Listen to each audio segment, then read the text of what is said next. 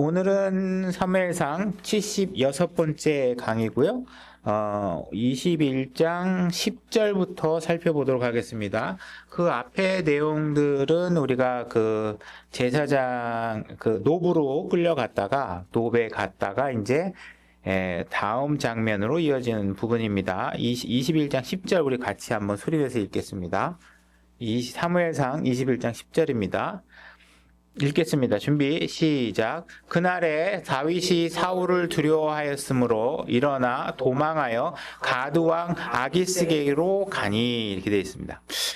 다윗이 지금 누구를 두려워하고 있냐면 사울 왕을 두려워했습니다. 지금 사람을 두려워하기 시작을 하면 우리의 행위나 우리의 의사결정에 굉장히 그 어려움을 겪게 됩니다. 하나님을 두려워해야 우리가 올바로 결정할 수 있는데, 지금 이 사울에 대한 두려움 때문에 도망을 갔는데, 도망간 게 어디냐? 가드 땅, 다시 말해서 블레셋.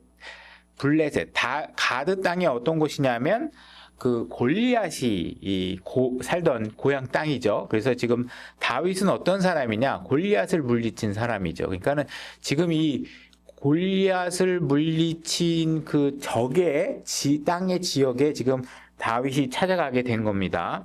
그러니까 지금 다윗은 지금 뭔가 자기의 머릿속에서 떠오르는 방법들이 두려움을 피하기 위해서 뭔가를 하고 있는데, 이 일들이 전부 다 올바르지 않고 어리석은 결정들로 이어지고 있는 것을 보게 됩니다. 이렇게 지금 다윗이 하나님에게 온전히 기도하지 않고 하나님께 뜻을 구하지 않고 하나님께 그 방향을 묻지 않고 자기 멋대로 하는 일들이 거의 23장까지 이어지게 됩니다. 그래서 우리가 이 다윗이 계속 분별하지 못하고 아직 하나님 앞에 기도하지 못하고 하나님 앞에 도움을 구하지 못한 상태에 있다. 그죠? 이 상태를 보게 됩니다. 이 다윗 같은 경우에는 여러분도 알다시피 이미 하나님에게 왕으로서 기름 부음을 받았고 부름을 받은 사람이죠. 근데 지금 그리고 그다음에 또 어떤 일을 했어요?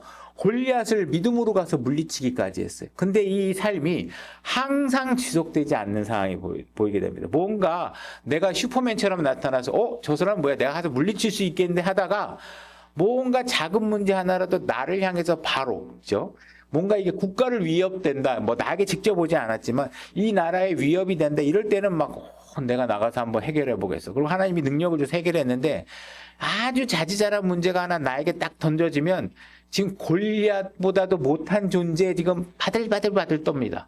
사울이 어떤 존재였어요? 골리앗 앞에서 바들바들 떨던 사람이잖아요. 그죠? 근데 지금 그 다윗은 그 사울이 벌벌벌 떨던 골리앗을 가서 나가가지고 물리친 사람인데, 지금 다윗이 어떤 상태냐면 골리앗에게 벌벌벌 떨던 그 사람을 벌벌벌 떨면서 두려워하면서 지금 엉뚱한 신앙생활을 지금 하고 있는 것입니다. 그렇죠? 이런 상황에 놓였다는 사실을 이해하시면서 오늘의 이야기를 잘 따라오시면 될 것 같습니다. 이 11절 같이 한번 읽어보겠습니다. 21장 11절. 준비 시작. 아기스의 신하들이 그에게 이르되 이 사람은 그 땅의 왕 다윗이 아니니까 그들이 춤추며 그에 관해 서로 노래하여 이르되 사울이 죽인 자는 수천이요 다윗은 수만이로다 하지 아니하였나이까 하므로. 지금 다윗은 그 적국인 가드 땅에 갔는데, 지금 그들은 이 다윗을 어떤 사람이라고 여기고 있냐면 이 사람 이스라엘 땅의 왕 아닙니까? 사울이 죽였던 사람보다 더 많은 사람을 죽였던 왕 아닙니까? 하면서 이 이스라엘의 진정한 왕이 바로 다윗이다 하면서 지금 다윗을 알아보고 있는 것이죠. 이 다윗은 하나님이 세운 왕이지 않느냐, 이스라엘에. 이렇게 하면서 그 다윗이 어떤 존재인가를 알아내고 있는 것이죠. 지금 우리가 신약에 들어와서 사도행전 19장 15절로 가보겠습니다. 보면 마귀도 예수님을 알아봅니다. 사도행전 19장 15절입니다. 사도행전 19장 15절. 제가 한번 읽어보겠습니다. 그 악한 영이 응답하여 이르되 내가 예수님도 알고 바울도 알거니와 너희는 누구냐, 이렇게 얘기하면서 마귀가 나는 예수님을 안다, 이렇게 얘기하고 있죠. 지금 적인 블레셋 가드 왕이 그 지역 사람들이 저 사람 다윗인데, 저 사람 이스라엘의 왕, 하나님이 세운 왕이야, 이렇게 알고 있는 것이죠. 그래서 지금 이 하나님을 떠난 이 다윗의 모습이 얼마나 처참하고 어리석고 결국은 찾아간 데가 뭐예요? 자기를 죽일 수밖에 없는 사람들에게로 찾아간 거예요. 그죠? 그들은 나를 죽여야 될 명분이 엄청나게 많고 강한 사람이에요. 지금 골리앗이 살던 곳에 골리앗을 죽인 인물이 지금 나타난 것이죠. 그죠? 그래서 블레셋 사람 입장에서는 이게 뭐야? 내가 죽이려고 쫓아다녀도 잡기 힘든 사람이 지금 내 발로 가드왕 앞에 지금 와가지고 내가 언제든지 죽일 수 있는 상태에 놓여 있다니까, 놓여 있는 것을 봤을 때 이게 얼마나 정말 어리석은 일이냐. 다윗은 지금 가서는 안 될 땅에 간 것이죠. 여러분 찾지 말고 제가 읽어보겠습니다. 아모스서 5장 19절인데 그것은 마치 사람이 사자를 피해 도망가다가 곰을 만나거나 혹은 집으로 들어가 손을 벽에 대었다가 뱀에게 물린 것 같다. 그죠? 지금 사자 피하다가 곰을 만나고 아이고 잘 됐다고 벽에다 손을 딱 댔는데 거기서 뱀에 물리니까 얼마나 지금 이게 처참한 상황이에요. 지금 다윗이 놓인 상황이 이런 것이고, 만약에 여러분들이 하나님께서 나를 구원해 주시는 그 하나님의 위대한 능력을 잊어버리고 하나님에게 의지하지 않는 삶을 살게 되면 어떤 상황이 놓이냐? 바로 이와 같은 삶을 살게 되는 것이다. 이게 지금 하나님을 떠난 어린 양의 모습이 이렇다, 이렇게 말하고 있는 것입니다. 자, 사무엘상 21장 12절부터 제가 한번 읽어보겠습니다. 같이 읽진 않고 시간 관계상 제가 읽어보겠습니다. 다윗이 이 말들을 마음속에 두고 가드왕 아기스를 심히 두려워하여, 그죠? 다윗은 지금 두려울 수밖에 없잖아요. 지금 내가 온 데가 지금 블레셋 왕 아기스 왕인데 이 사람의 엄청난 전력 자산인 골리앗을 내가 죽인 사람이고 내가 거기 불려갔으니까 지금 엄청나게 두렵죠. 그들 앞에서 자기 행동을 바꾸고 지금 왜 바꿨어요? 죽고 싶지 않아서. 지금 자기가 죽을 상황인데 죽고 싶지 않아서 사람들한테 나를 살 방법을 취해서 지금 자기의 모습을 확 바꾸는 거예요. 자기의 모습을 바꾸는 거예요. 여러분들이 사실 하나님을 두려워하면 하나님 앞에서 그분이 날 죽이지 않을 모습으로 내가 바꿔야 되는데, 그런 일들엔 감이 멀고 다 어떻게 해요? 육신적으로 이 땅에서 어떻게 좀 살아보려고 지금 내 모습을 확 바꾸는 거예요. 그의 손 안에서 미친 채 하며 바깥문의 문짝들에 휘갈겨 쓰고 침을 수염에 흘리매, 이렇게 되죠. 지금 살려고 어떤 짓을 하는 거예요? 미친 짓을 하는 거예요. 미친 짓. 이 다윗이 하나님하고 같이 있었으면 이런 일 할 필요 없잖아요. 하나님 앞에 잘 보이려고 했었으면 이런 미친 짓 안 해도 되잖아요. 그죠? 하나님이 원하는 일을 얼마든지 우리가 할 수도 있었을 텐데, 지금 하나님을 원하지 않으니까 찾아간 게 지금 죽음의 굴이고, 죽음의 굴 앞에서 지금 살려고 어떻게 하고 있어요? 미친 짓을 하고 있다. 이 14절, 그때 아기스가 자기 신하들에게 이르되 보라, 너희도 보거니와 그 사람은 미쳤도다. 그런즉 어찌하여 너희가 그를 내게로 데려왔느냐? 내게 미치광이가 필요하여 너희가 이자를 데려다가 내 앞에서 미친 짓을 하게 하느냐? 이자가 내 집에 들어오겠느냐 하니라. 그죠? 지금 이스라엘 왕이라고 생각했는데 이 사람이 오자마자 막 침 질질 흘리고 막 엘렐렐레 거리고 이러니까 어떻게 하고 있는 거예요? 지금 아기스 왕이 지금 이게 뭐야? 아니 왜 미친놈을 데리고 온 거야? 지금 여기 미친놈이 부족해갖고 데리고 온 거야? 이 왕궁에다가 지금 내가 뭘 위치가 필요하다 막 이렇게 지금 조롱하고 있는 거예요. 그죠? 그러니까 지금 그 당시에도 적어도 아무리 내 원수지만 미친놈은 취급 대상이 아닌 거죠. 그죠? 이 정신 나간 사람은 그 당시에 누구도 동일하게 원수의 대상을 보지 않는 것이죠. 그죠? 그러니까 지금 이 순간은 다윗의 생애 중에 가장 처참하고 슬픈 현장 중에 하나라는 거예요. 그죠? 이게 얼마나 비참하냐, 그죠? 비참한지 한번 보라는 거죠. 이게 침을 흘리고 정신 나간 모습을 하고 있는 것이 정말 대단하다는 것이죠, 그죠?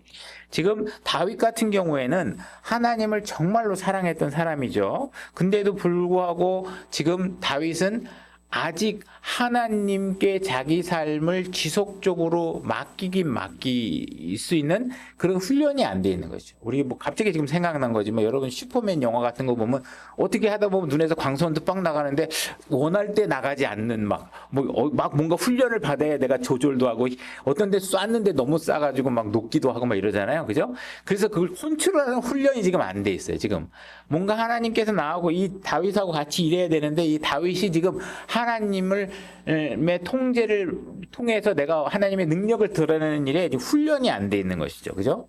그래서 지금 다윗 같은 경우에는 지금 하나님께서 그에게 기름 부음을 부었다는 걸 당연히 알고 있고, 삶의 어떤 목적으로 주님을 섬겨야 되는지도 알고 있었고, 정말 이 블레셋 사람으로부터 이 이스라엘 민족을 구하고 하나님이 새로운 왕으로서 뭔가 특별한 목적을 위해서 지금 선택한 사람이다, 이 사실을 정확하게 알고 있죠. 근데 정말 그걸 알고 있지만 내가 그분께 온전히 내 삶을 다스리도록 하는 법은 아직 못 배운 상태인 거죠. 이거를 이 다윗이 이런 것이 훈련이 되기 시작하는 건 꽤 나중에 가서야 이런 삶이 훈련되게 돼요. 하나님을 사랑하는 다윗의 마음은 그때나 지금이나 똑같지만 어떻게 해야 되는지를 지금 잘 모르고 있는 거예요. 그러니까 이렇게 이런 상황을 능숙하게 하려면 하나님께서 어떻게 해요? 여러 가지 고난과 실수와 이런 것들을 통해서 한 사람의 훌륭한 신앙인들을 만들어 나가게 되는 과정에 놓이게 되는 것이죠. 그래서 지금 아직까지는 지금 공경에 처하니까 뭔가 자기 자신의 수단과 방법을 통해서 이 문제를 해결하려고 하는 모습이 보인다, 이렇게 얘기하고 있는 것입니다. 그래서 아까도 얘기했지만 지금 천막 안에서 사울이 벌벌 떨고 있었을 때 지금 다윗은 믿음으로 나가서 거인을 그냥 돌팔멜로 그냥 돌 하나로 그냥 쓰러뜨리는 일까지 했는데, 지금 결국은 지금 사울을 두려워하면서 정말 그 위대한 하나님의 능력을 체험하고서도 지금 사울 한 사람을 두려워하면서 지금 자기가 과거에 어떻게 하나님의 능력이 자기를 통해 드러났는지 잊어버리는 것이죠. 그죠? 그래서 과거에는 사울 앞에서 당당하게 말했고 믿음으로 얘기했고, 사자가 양을 죽이러 왔을 때 하나님께서 내가 능력을 주셔서 나의 사자를 다 물리쳐 주겠다. 곰이 나타났지만 하나님이 내게 능력을 주셔서 그 곰의 콧돌을 뽑아버리고 턱수염을 잡아보고 칼로 베버리고 뭐 등 해가지고 내가 양을 잘 지킬 수 있었다. 이 할례받지 않은 사람을 왜 두려워하냐 하면서 블레셋 사람을 향해서 외치고 이와 같이 담대하게 했었던 사람인데, 지금 다윗은 사울 앞에서 지금 올바로 서 있지 못해가지고 후두루두 떨면서 도망치다가 결국은 자기의 원수인 적의 왕 앞에까지 가 있는 상태가 되는 것이죠. 다윗이 지금 가드 땅으로 갔지만 사실 다윗은 정확하게 알고 있어요. 가드에서는 어떤 도움도 받을 수 없다. 하나님께서는 이 블레셋 사람들보다 훨씬 더 강하신 분이다, 이 사실을 알고 있는 것이죠. 근데 지금 다윗은 온전하게 하나님의 일꾼으로서 쓰임받는 그 훈련이 되어 있지 않은 것이죠. 그러니까 머리로 아는 것과 실질적으로 그런 시련이 닥쳤을 때 그 내가 아는 것을 몸으로 뿜어내면서 행할 수 있는 것은 뭔가 다른 문제다, 다른 차원의 문제다, 이렇게 얘기하고 있는 것입니다.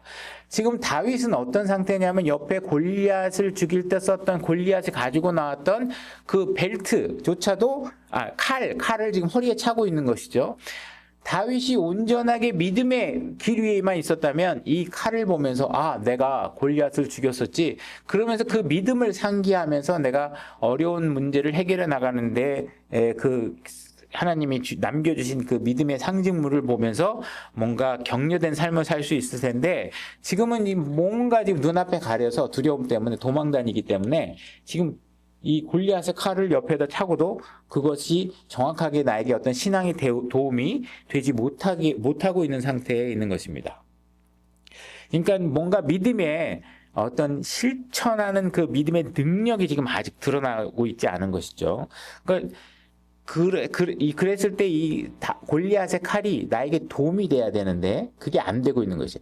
여러분들이 술을 마시다가 술에 속박되어 있다가 하나님의 도움을 통해서 술을 끊게 되는 어떤 간증을 하는 사람들도 있죠. 때로는 어떤 사람들은 뭔가 음행이나 이런 것들에 심취되어 있다가 하나님을 만나서 내가 그 음행으로부터 내 삶을 다시 되돌리는 그런 간증을 하는 사람들도 있습니다. 그죠? 때로는 어떤 마약 같은 경우, 어떤 사람은 재정적 위기에 놓여 있다가, 어떤 사람은 신체적 고통에 놓여 있다가 하나님 앞에 매달리고 하나님께 도우셔서 그 문제들을 해결하는 사람들이 있다라는 것이죠. 하나님께서 이런 문제들을 해결해 주신 이유는 나중에 사람들 앞에서 뭔가 무용담을 떠들도록 여러분들에게 그런 기회를 주신 것이 아니라, 나중에 이거와 같은 문제가 생겼을 때 내가 하나님께서는 이렇게 어려운 술 문제도 해결해 주셨던 분이야, 그러니까 지금 이 문제도 분명히 하나님께서 나를 통해서 해결해 줄 수 있는 분이지 하는 믿음을 계속 가지고 나를 자극하고, 그때 하나님이 도와줬던 상태를 기억하고 뭔가 문제를 헤쳐나갈 수 있도록 격려하는 그런 기억으로서 우리에게 활용하도록 하는 건데, 지금 그런 일들도 내가 일단 믿음에 쓰지 않으면 아무 도움이 되지 않는다는 것이죠. 그죠? 이런 문제가 생겼을 때 결국은 우리가 도망 다니기만 하게 되면, 피해서 도망 다닌다고 하면 그 문제가 해결되는 게 아니라 결국은 다른 곳에 가서도 동일한 문제가 계속 남아있게 되고 그 문제와 계속 부딪히게 됩니다. 그죠?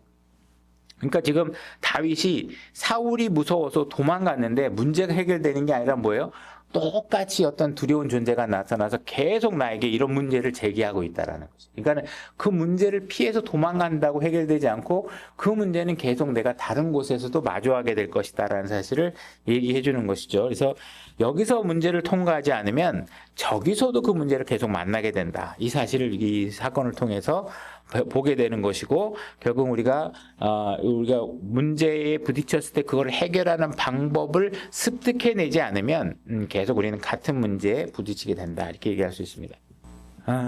하나님께서는 말씀이 선포될 때마다 우리에게 무엇이 옳은 일인지, 그리고 또 어떤 일을 바로잡아야 하는지를 계속 보여주게 됩니다. 그래서 교회 설교를 여러분들이 듣게 되면 계속 여러분들이 뭘 잘못하고 있는지를 지적하게 돼요. 그랬을 때 여러분들이 그 문제를, 이 교회 설교는 너무 내 문제를 지적하는 것 같아.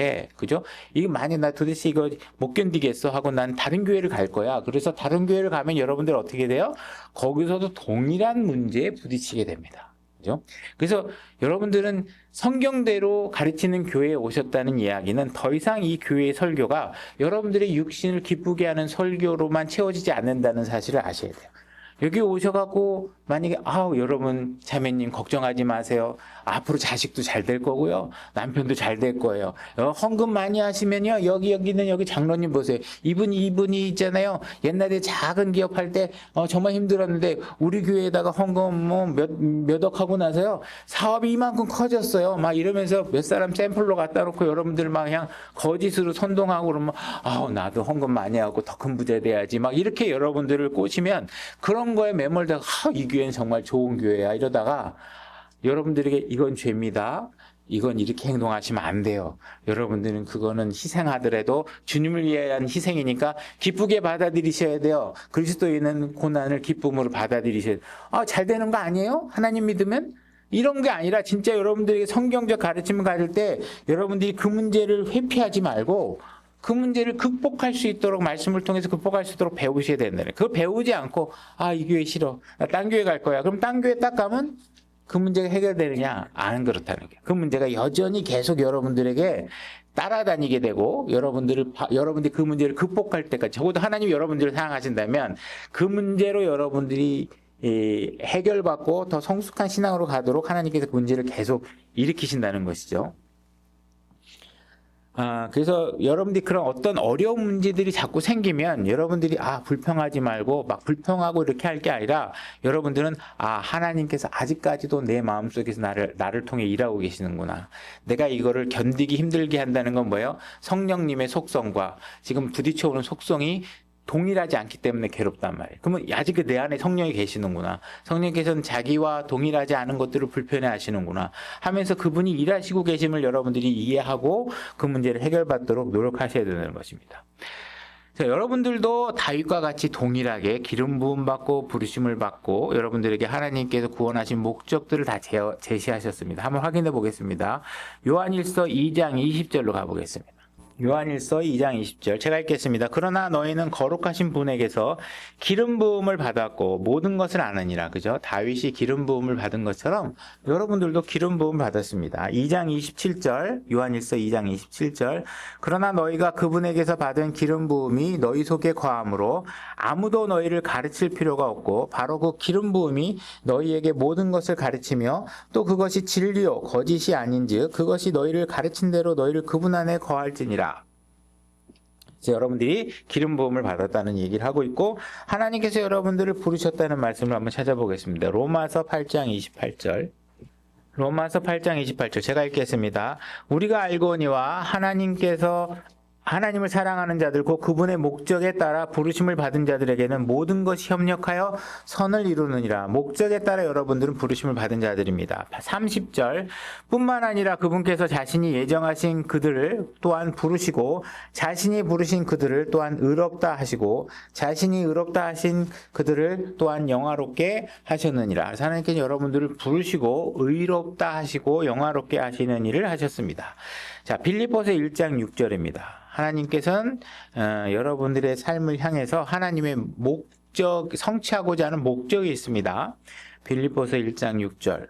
제가 읽겠습니다. 너희 안에서 선한 일을 시작하신 분께서 예수 그리스도의 날까지 그 일을 이루실 것, 바로 그것을 나는 확신하노라. 그래서 여러분들을 구원하신 이유와 목적은 무엇이냐 하면 여러분 안에서 선한 일을 이루어내시고자 하는 목적을 갖고 계십니다. 20절 나의 간절한 기대와 소망에 따라 내가 아무 일에든지 부끄러워하지 아니하고 항상 그러하였듯이 지금도 온전히 담대하여 살든지 죽든지 내 몸에서 그리스도를 높이고자 하나니라. 여러분들을 구원하신 이유는 여러분들이 구원받은 이후에 여러분들의 삶의 목적은 뭐예요? 그분을 높이는 일, 그분이 드러나도록 하는 일이 여러분들이 그분을 통해서 이루고자 하는 여러분 삶을 통해서 이루고자 하는 하나님의 목적이라는 것이죠. 그러니까 여러분들이 부르심을 받았다. 내 안에 성령님이 계신다. 나에게 구원한 목적이 있다. 이거를 다 아는 것과 하나님께서 하나님에게 나의 삶의 통제권을 드리겠다 하는 것은 전혀 다른 문제라는 거예요.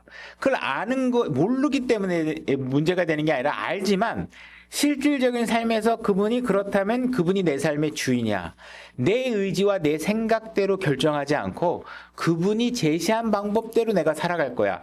뭔가 이해는 안 되지만 그분이 말씀하신 대로 살 거야. 그죠? 이렇게 그분께 뭔가 삶의 통제권을 드리는 것. 이거는 훈련을 통해서만 여러분들이 되는 것이고 이 해결책을 찾을 때까지 하나님께서 여러분들 계속 고난과 어려움 속에서 그 문제를 해결하도록 훈련시키고 계신다는 거예요. 다윗도 그 문제가 해결될 때까지 계속 어려움이 다윗에게 닥치게 됩니다.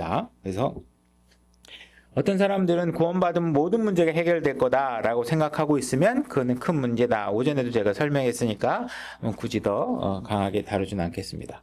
그래서 이 문제는 계속 남아있게 된다. 만약에 여러분들이 음행을 통해서 한 여인이 아기를 배워서 음신을 하게 됐다. 정식적인 혼의 자식처럼 뭔가 혼전 임신을 만약에 했다. 그 마음이 너무 괴로워서 한 6개월 동안 고민하다가 하나님을 찾게 됐고 하나님께서 정말 나의 구원자시라는 걸 알고 구원을 받게 됐다.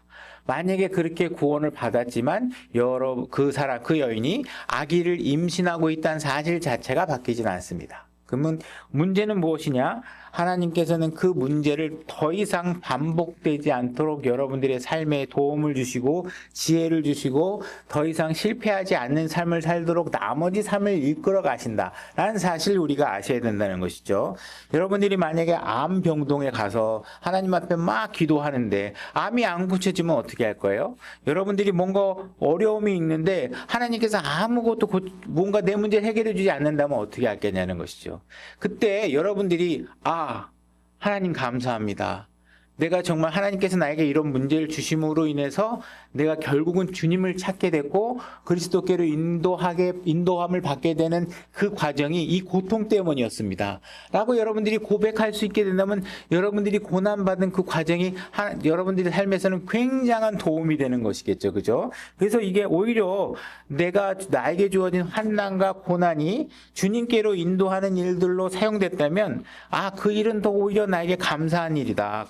고난을 주신 것에 대해서 감사한다. 그죠?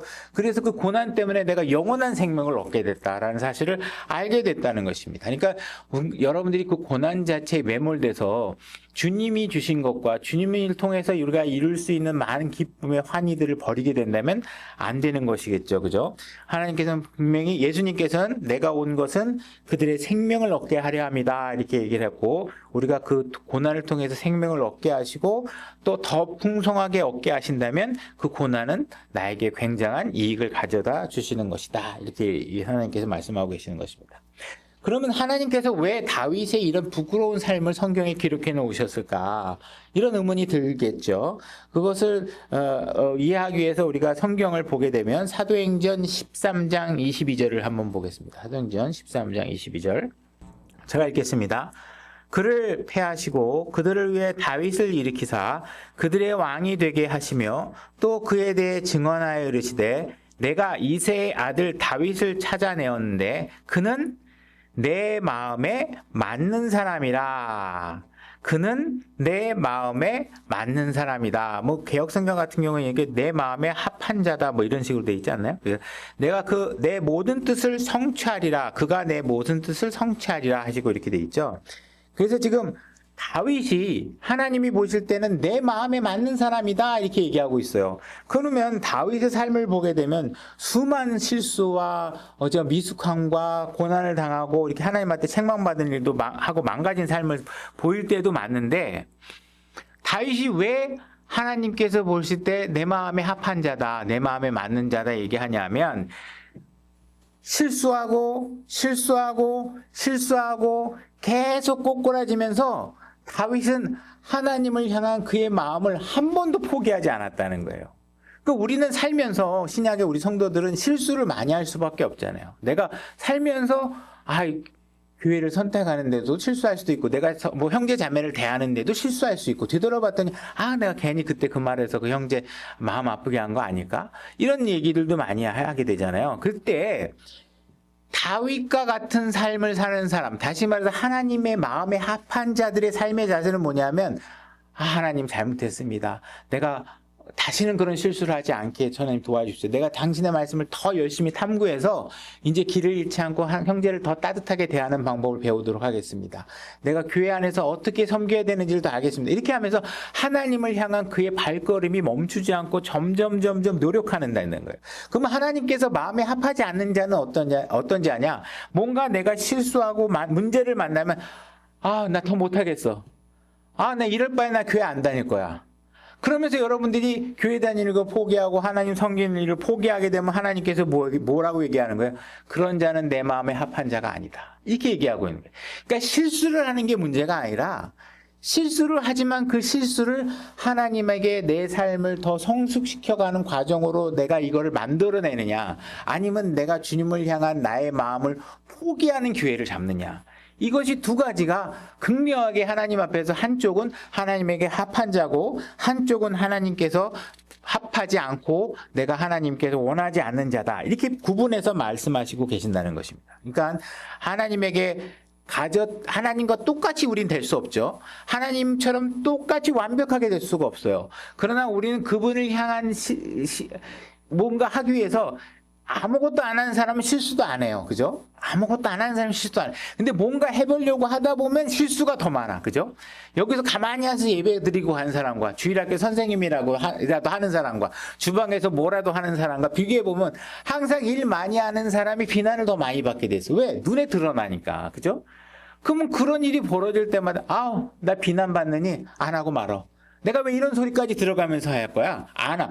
이러면 하나님 앞에 합당하지 않은 거고 내가 비난을 받으지만 그러면 내가 그 비난받는 부분을 하나님께 더 맡기고 어떻게 하면 내가 극복할까? 아니면 이거는 내가 극복의 대상이 아니고 오히려 내가 당연히 받고 내가 하나님 일을 멈추지 않고 계속 해야 되는 거구나 하면서 여러분들이 주님을 향한 발걸음으로 계속 지렛대 삼아서 움직이는 것, 그분의 뜻을 따라 움직이는 것, 쫓아가는 것, 그죠? 그래서 어제보다 더 나은 지점에 도달하려고 노력하는 것, 이게 바로 하나님 보시기에 다윗이 취했던 모습이고 하나님이 그래서 다윗을 내 마음에 맞는 자다 이렇게 얘기를 하고 있다는 것이. 그러니까 우리에게 얼마나 그게 은혜로 다가옵니까? 우리가 다윗과 같이 엄청나게 실수투성인데 내 아집에 빠져가지고 내가 한 말 때문에 난 내가 무조건 옳은 거야. 난 회개하기 싫어. 저 사람이 잘못된 거야. 그러려면 나 아예 안 나갈 거야. 이런 식으로 여러분들이 자기 생각에 사로잡혀서 주님을 거부하는 쪽으로 하는 게 아니라 그분께 계속 다가가는 쪽. 그죠? 이런 것으로 하는 일들이 하나님께서는 뭔가 합당해 보인다. 우리 빌립보서 3장 8절로 가보겠습니다. 그 다음에 빌립보서 3장 8절 가서 우리가 볼 내용은 뭐냐면 우리가 사도로서의 삶, 이 삶이 어떤 삶인가를 우리가 잘 성경이 얘기하고 있는 기준을 잘 이해하셔야 돼요. 이걸 이해하지 못하면 여러분들이 자꾸 실족하게 될 수 있겠죠. 빌립보서 3장 8절. 빌립보서 3장 8절 제가 읽겠습니다. 참으로 확실히 모든 것을 손실로 여김은, 자, 바울이 얘기하고 있는 것은 지금 뭔가요? 손실로 여기는 거에 관해서 얘기하고 있어요.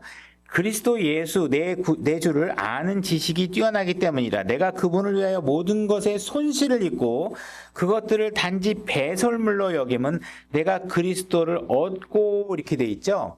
그러니까 그리스도를 위한 사역을 한다는 것은 내가 그 일을 함으로 인해서 뭔가 월급을 더 받고, 남에게 칭송을 더 받고, 직분을 더 받고, 교회에서 뭔가 혜택을 더 받고, 이런 게 아니라 그리스도인의 사역자로의 삶이라는 것은 뭐냐? 무언가를 자꾸 잃어요. 무언가는 다 배설물로 여겨. 무언가 손실이 생겨. 그 일을 즐겨하는 일이 사도로서의 사역이다, 이렇게 얘기하고 있는 것이에요.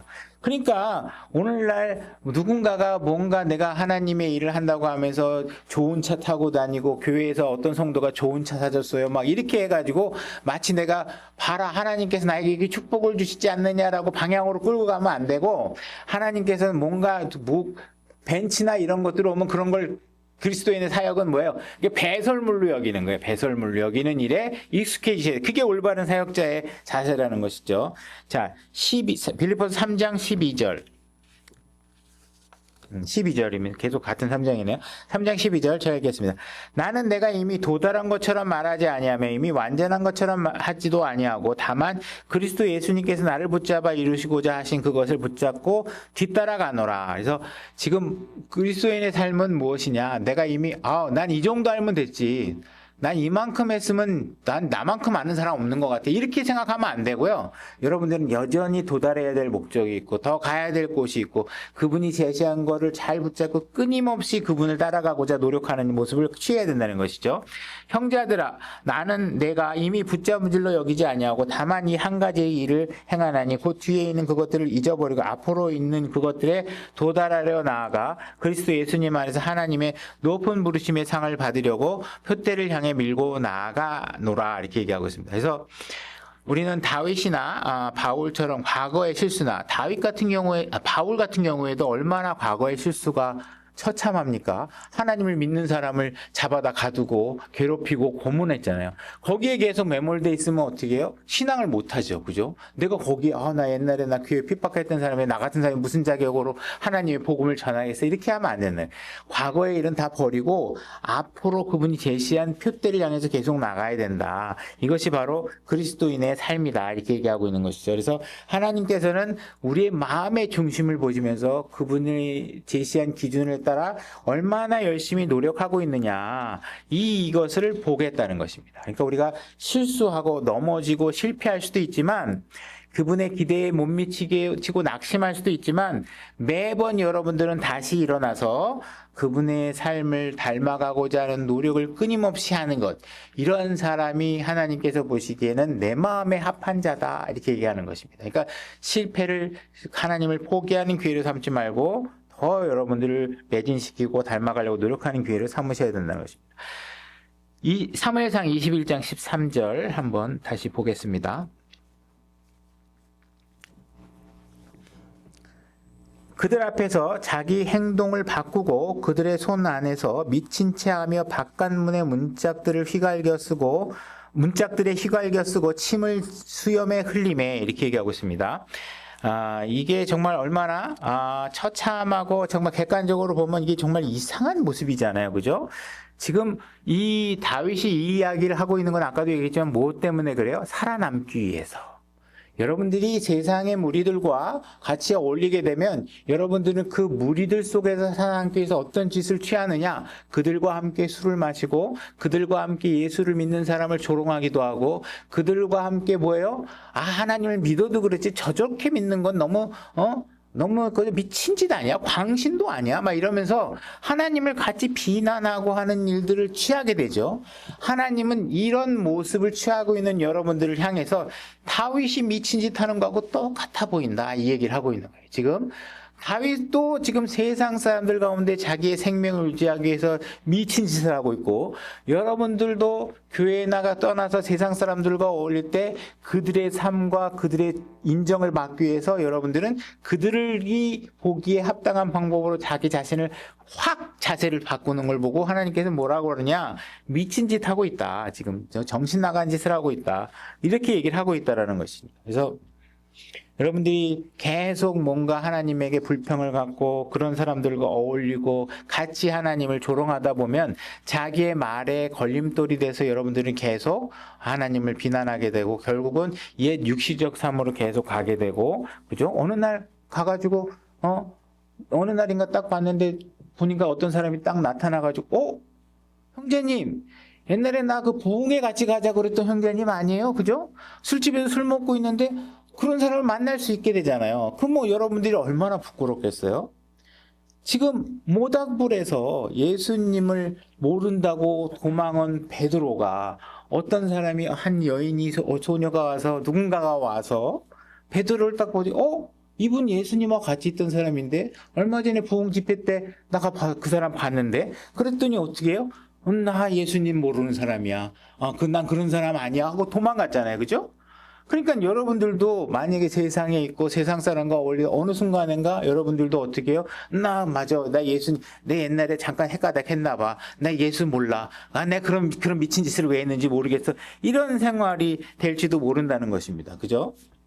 그래서 여러분들이 뭔가 세상 사람들에게 인정받으려고 하면서 여러분들이 하나님과 가졌던 과거의 그 승리의 삶을 잊어버리고 뭔가 이렇게 잘못된 일들을 하게 되면 여러분들도 그런 베드로와 같은 위치에 서게 될지도 모른다라는 사실을 여러분들 경각심을 갖고 계셔야 된다는 것입니다. 그래서 여러분들이 한번 그런 어떤 시험과 난관의 문제들이 올 때마다 정말 그 골리앗 앞에 섰던 다윗의 모습과 지금 이 아가야 왕인가요?